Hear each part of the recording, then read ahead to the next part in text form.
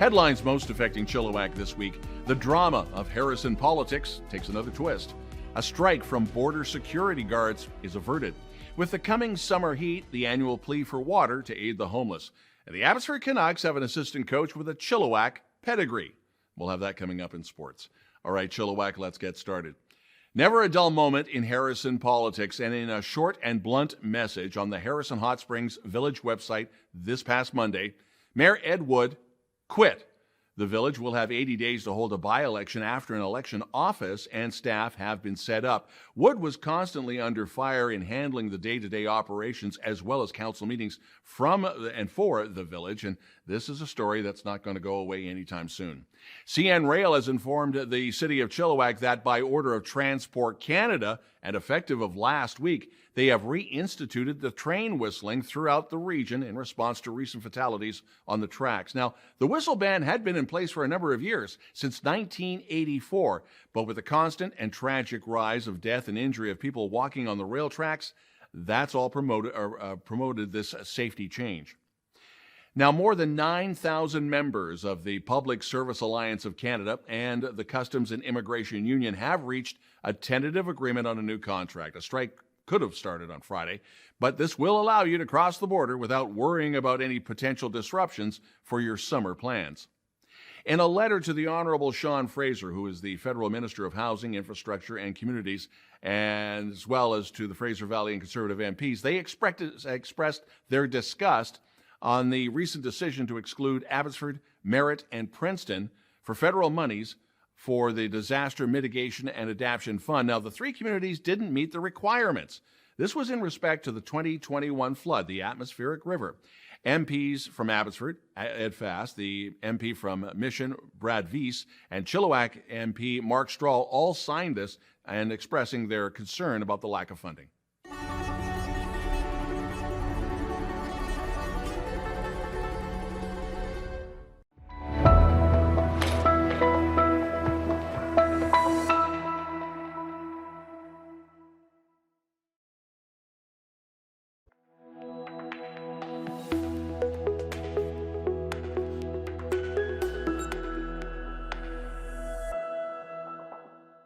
Just over a week ago, BC Lottery said somebody in Chilliwack won $1 million in the Lotto 649 white ball. Leela Quadri says, well, she plans on a great retirement. Now, if you want to know where she bought the lucky ticket, check out Cottonwood Center. Summer heat is here, and the annual push from the BIA and Griffin Security is on for donations of flats of water for the homeless. Trevor McDonald with the Business Improvement Association says you can contact him at the BIA if your business wants to make any type of a donation.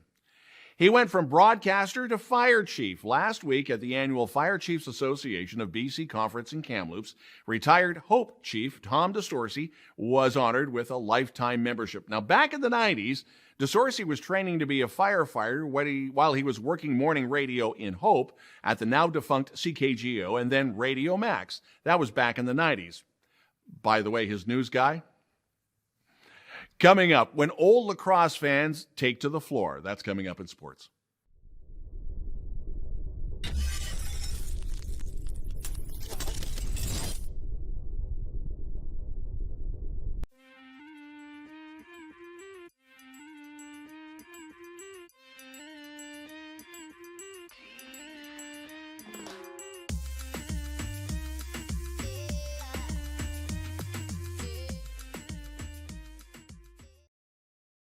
Chill Sports Vancouver Canucks General Manager Patrick Alvin announcing last Monday that Jason Krog has joined the Canucks organization as a skills and skating coach who's going to work with both Canucks teams, Vancouver and Abbotsford.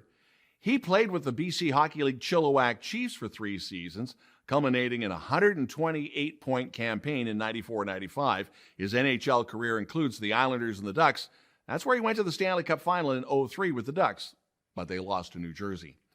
Eli Green shot a 567 to help the UFE men's Cascade golf team make up 14 strokes in their final competition of the final round to capture a team silver medal at the Golf Canada University College Championships in Sudbury. Lucy Park was the top individual finisher for the UFE women's Cascade, as that team finished in 5th place, also at the same tournament. An update on the Chilliwack Mustangs 30th anniversary alumni game. It's going to be coming up at Sardis Sports Complex on Saturday, June the 22nd. All Mustangs past and present, family and friends can join in for this night as Team Green will take on Team White. Now, the beer gardens will open at 5:30, opening ceremonies at 6:30. Now, can you spot anyone from this picture here, the 1996 team, which includes longtime Mustang coach Drew Padden? You might know his wife, MLA Kelly Padden. And yes, she gave chillTV this picture.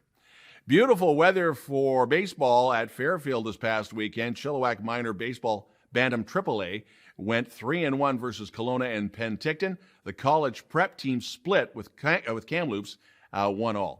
Coming up, Cari with the weather.